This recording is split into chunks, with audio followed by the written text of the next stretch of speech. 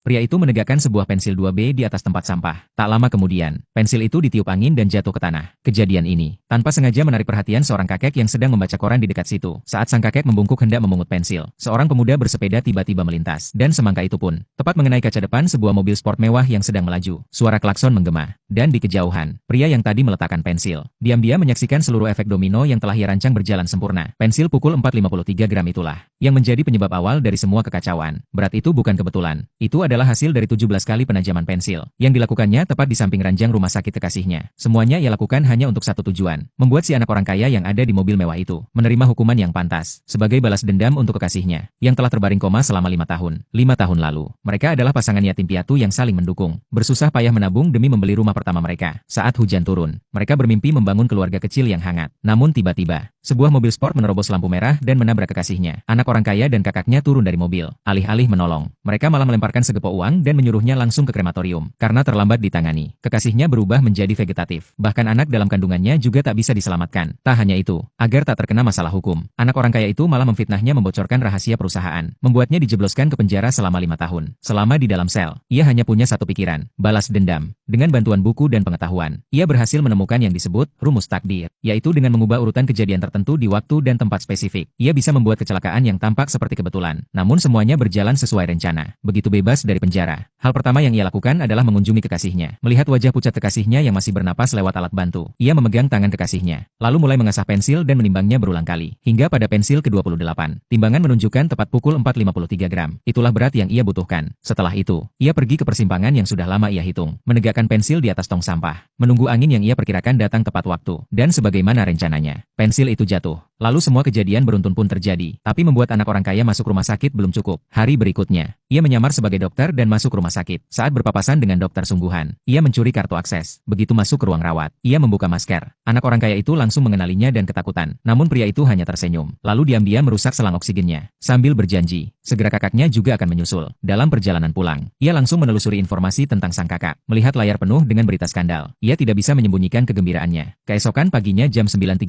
dengan jas rapi, ia memperhatikan wanita itu memasuki perusahaan sesuai prediksinya. Ia meneleponnya, mengaku sebagai petugas investigasi kecelakaan dan mengajaknya bertemu. Sang wanita yang cemas akan kondisi adiknya langsung setuju. Namun ia tak tahu, pria itu juga menyamar sebagai asistennya dan memerintahkan bagian kebersihan membersihkan kaca kantor sang wanita. Yang tak ia duga, wanita itu langsung mengenalinya. Karena bayangan kekasih pria itu yang tergeletak di ranjang rumah sakit masih membekas di ingatannya. Ia tahu pria itu datang untuk balas dendam, lalu langsung menyerang duluan, mengaku bahwa kekasih pria itu sebenarnya bisa diselamatkan, tapi dialah yang menyuruh dokter menghentikan perawatan. Saat itulah, pria itu sadar bahwa biang keladinya adalah wanita ini. Melihat pria itu makin marah, wanita itu diam-diam menyentuh laci di sisi kiri.